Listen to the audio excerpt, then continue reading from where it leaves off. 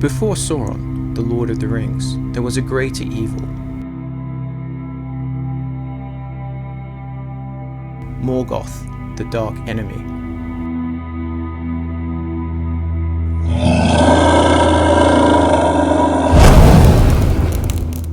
At the end of the First Age, the free peoples of Middle-earth suffered a terrible defeat at the Battle of Unnumbered Tears. After the battle, Morgoth goblins gathered up the dead and piled them into a mound, and it became known as the Hill of the Slain. Most of the elves, men and dwarves that survived the great battle were rounded up and sent to work in the mines of Angband.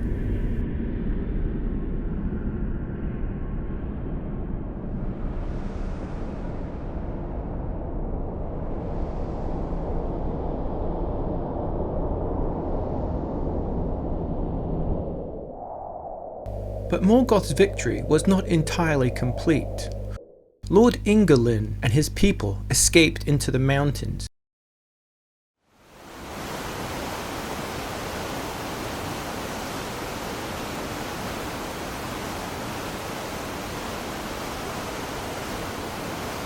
And hid from Morgoth goblins in a cavern behind a waterfall.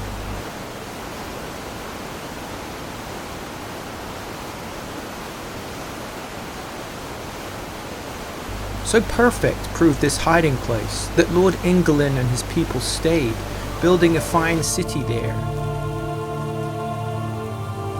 They named their city Arand and called the waterfall that hid it from Morgoth Isindra, which meant Umo's beard, Umo being the Valar of the waters of Middle-earth.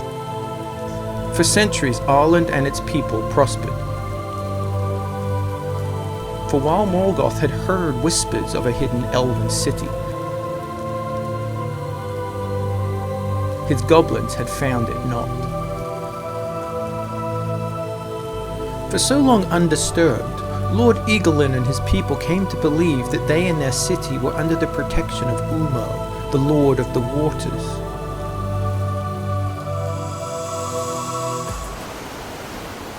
The years passed happily in Arand, and Lord Ingolin and his wife Vannar had a son who they named Tian.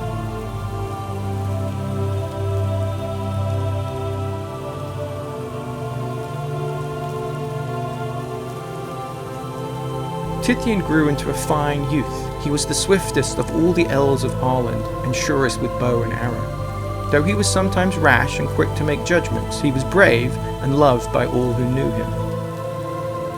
When he was old enough, Tian joined the city guard that kept a hidden watch at the foot of Isindra should the great enemy approach.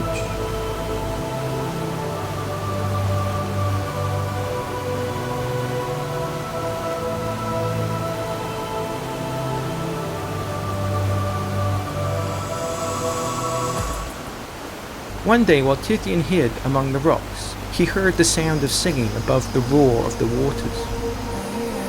The other guards heard the singing too and remarked on its beauty. Tian was so moved by what he heard that he vowed to find and compliment the singer.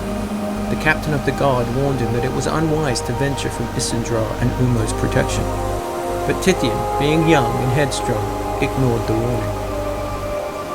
The further Tian travelled from Isindra's roar, the louder and more beautiful became the singing, amplified as it was by the rock faces.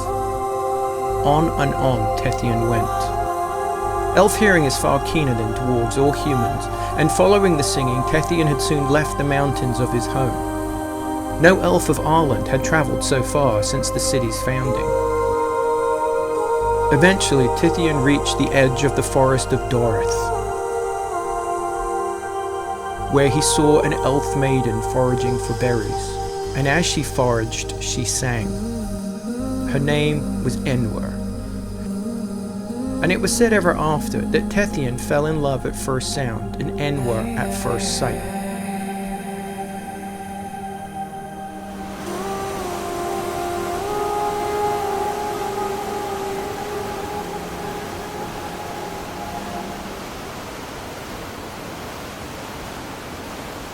From that day forth, whenever Tian guarded Isindra and he heard Enwer sing, he would leave his mountains and come to her on the edge of the forest.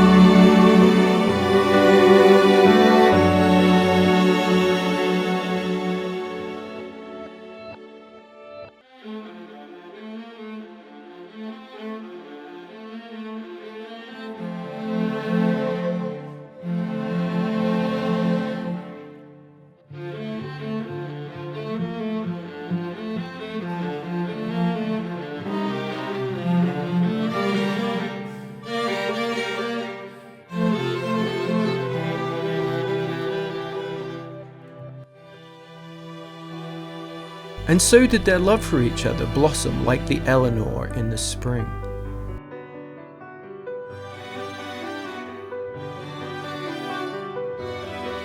For nearly a year did Tian and Enir court in this way, the captain of the guard saying nothing to Lord Eagerlin out of love for Tian. And both the young elves' hearts were filled with joy. But the joy in Tian's heart slowly turned to sorrow. For Enir's people, having no secret city, lived a precarious life, hunted amid the trees by goblins. Both Enir's parents had been taken to the dreaded mines of Angbad.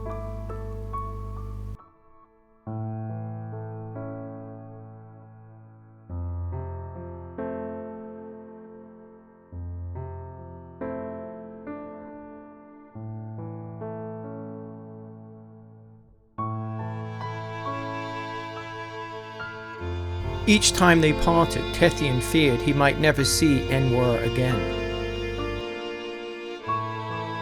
Tian was sure that his father would never permit his love, a low-born outsider, to pass under the waters of Isenra and glimpse the towers of Arlen.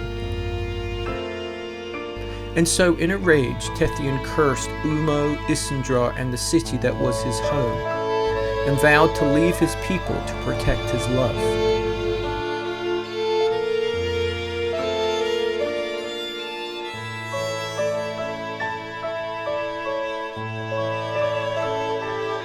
And so it was, a short time later, that Tian and Enir ran away together.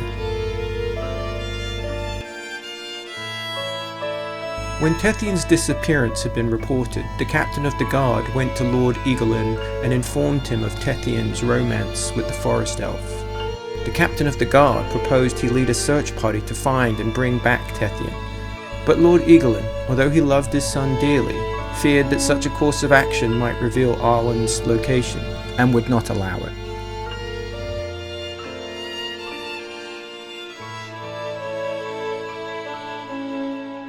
Tian and Enir had not gone far when a goblin war party chanced upon the two star-crossed lovers.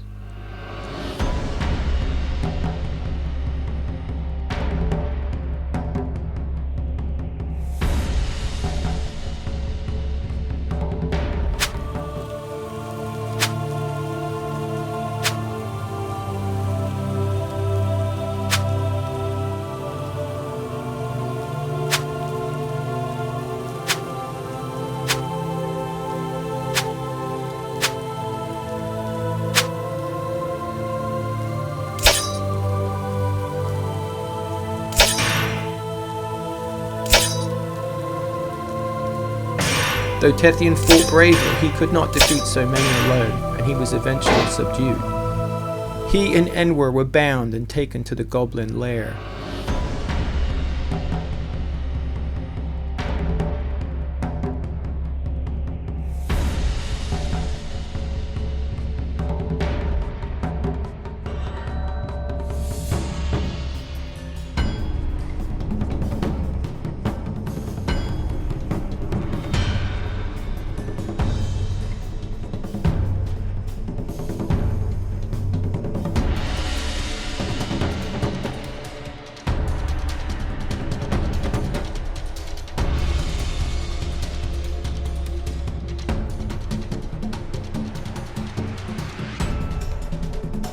The goblins had never seen an elf wear garments such as Tian wore, and deduced that he was from the hidden city their master often spoke of. The goblins tortured Tian most terribly to reveal the location of his home, taking great delight in the elf's suffering. But Tian was defiant and told his tormentors nothing. The torturing went on for days.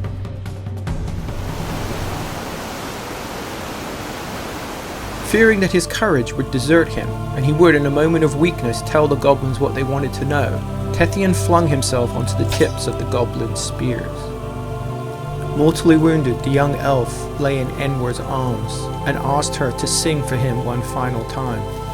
And Enir sang, and then Tian died. The goblins carried Tian's body away, screaming and wailing in anger at the trick that had been played upon them.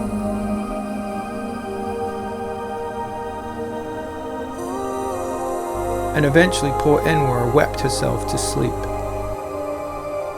When poor Enwar awoke some time later, she thought at first that Tethian's death had been but a nightmare. Then she saw her blood-stained hands and knew that her love was really dead.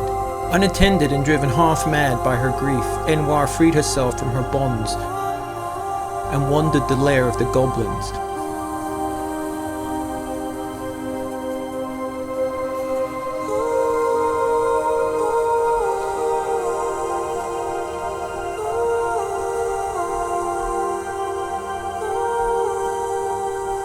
Eventually making good her escape.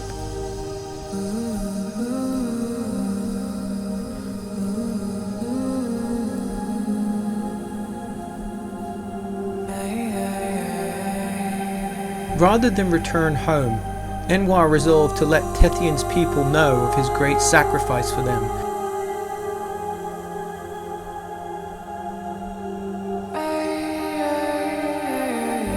And headed into the mountains, taking the route she had watched Tethian take when he had come to her in happier times. Further and further into the mountains ventured Enwar, and as she passed the peaks and chasms she began to sing. Not the song of joy she had sung before, but a lament for Tethian of such sorrow that when the guards at the foot of Isendrar heard it, tears fell from their eyes.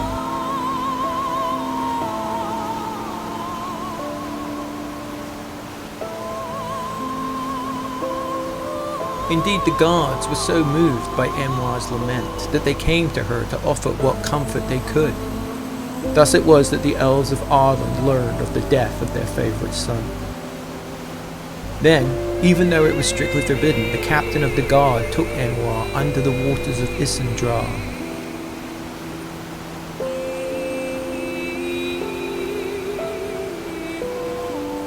And she became the first outsider to lay eyes upon the towers of Arlen.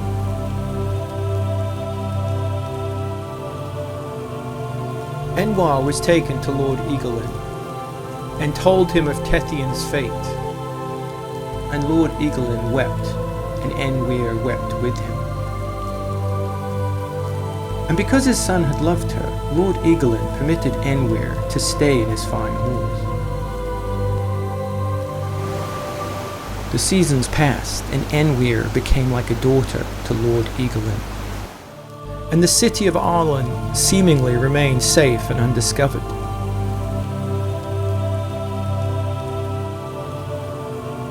But all was not as it seemed, for alas, fair Enwar had been deceived. She had been permitted to escape the lair of the goblins, and had been followed.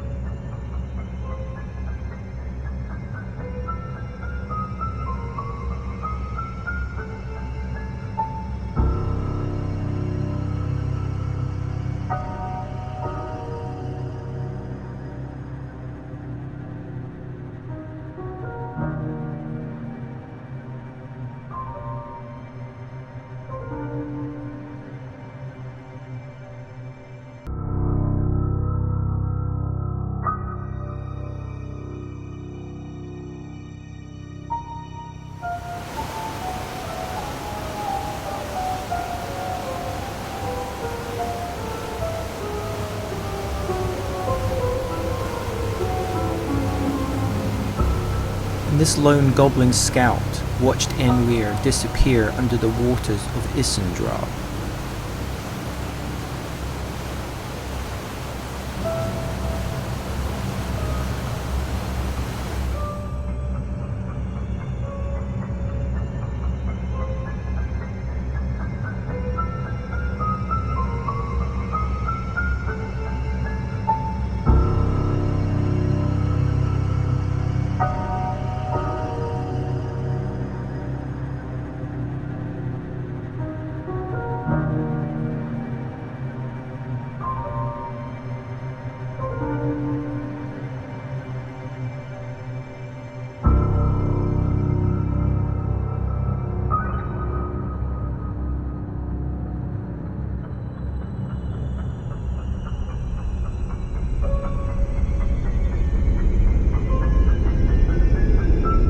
This precious information had been quickly brought to Morgoth,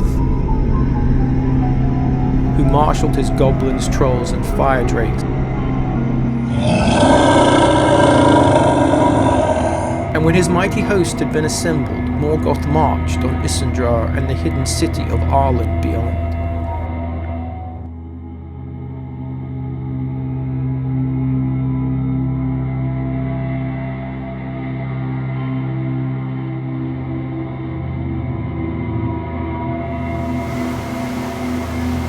As Morgoth and his troll guard, his goblin legions, and his dragon brood approached Isendrar, the horns of Arlen sounded for the first time since the city's founding. And Lord Eagerlin and his people made ready for war, even though they were vastly outnumbered and surely doomed.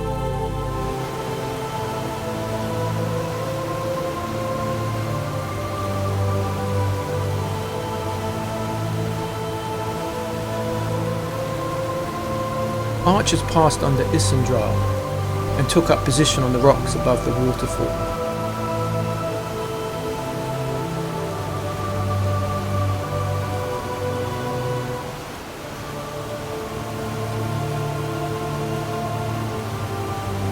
While Lord Eagerlin and his nobles waited in the cavern beyond Isendrar, their weapons drawn.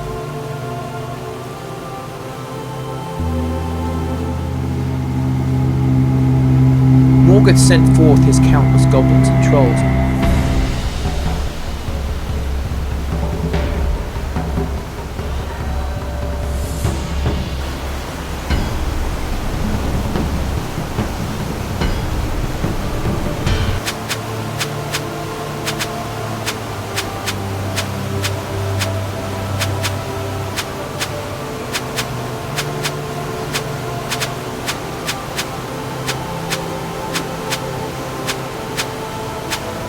The bowfire from above killed many and forced the rest back in great confusion.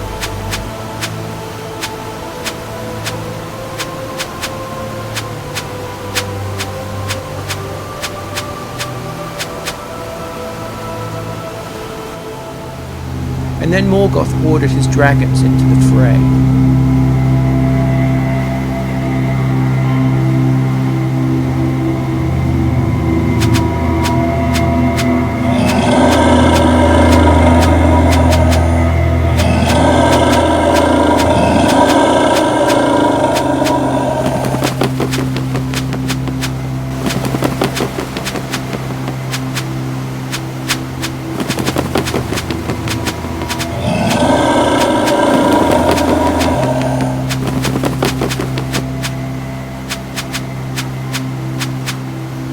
On their black leathery wings, the terrible monsters flew above Isendrar and breathed fire down upon the archers, and they perished.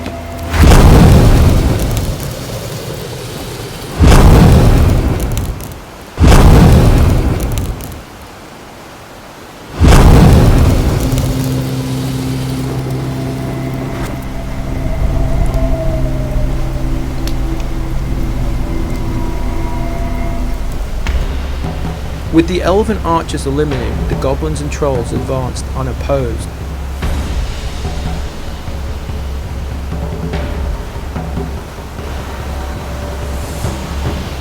And passed under the waters of Isendrar.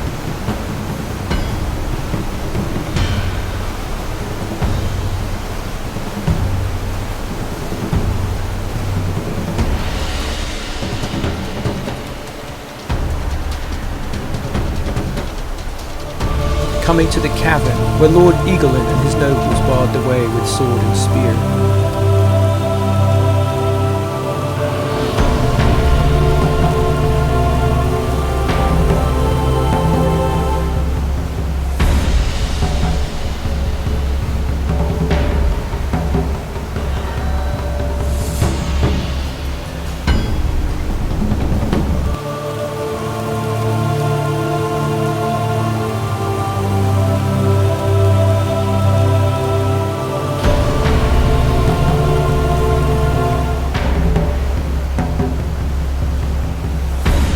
And a great fight took place there before Arlen. Vengeance for Tian was the battle cry of the elves that day, and great was their anger, and many a goblin was slain.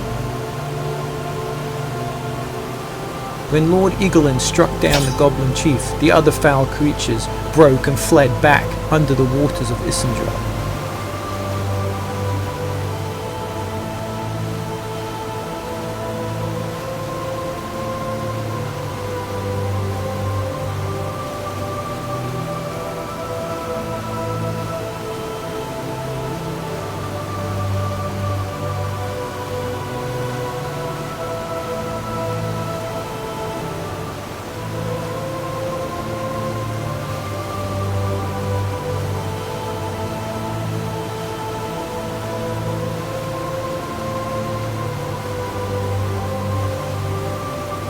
For a brief moment it looked as if Lord Eagelin and his people might yet hold back Morgoth's army.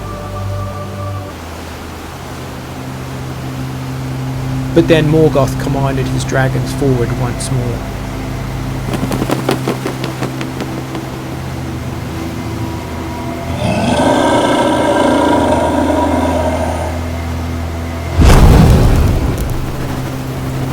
As the terrible beasts passed under Isengard, flame and water mingled, and a great cloud of steam rose skyward.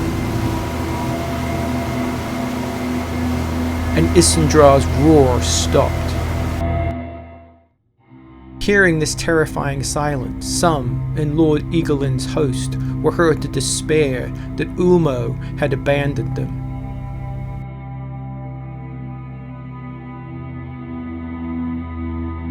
When the terrible dragons appeared out of the steam, Lord Eagelin and his nobles bravely stood their ground.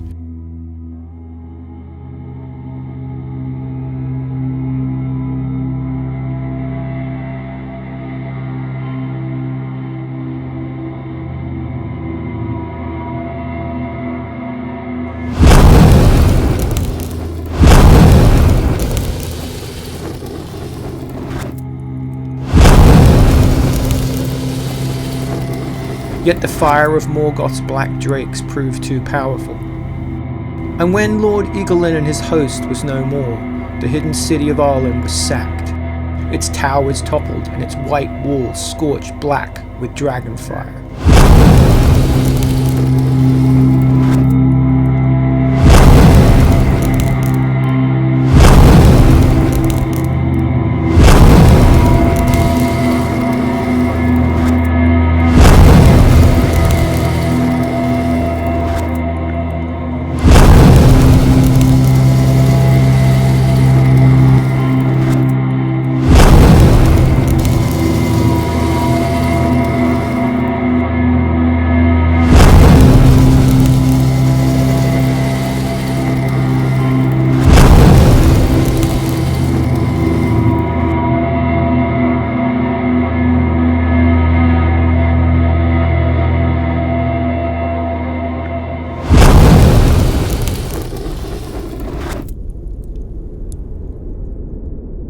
Enir was taken alive to Angband.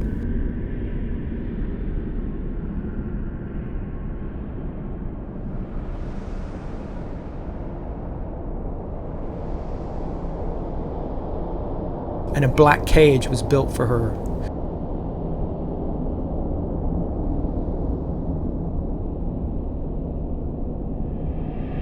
And she was made to sing to Morgoth.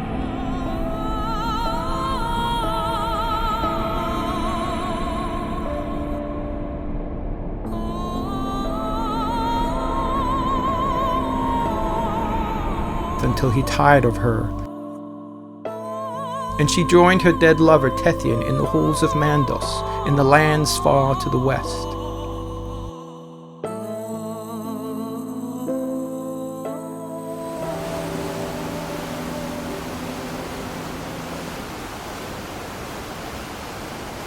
All that came to pass in ages long ago. Yet it is said that if one stands before Isengard at certain times of the year, one can hear elf song amid the roar of the waters.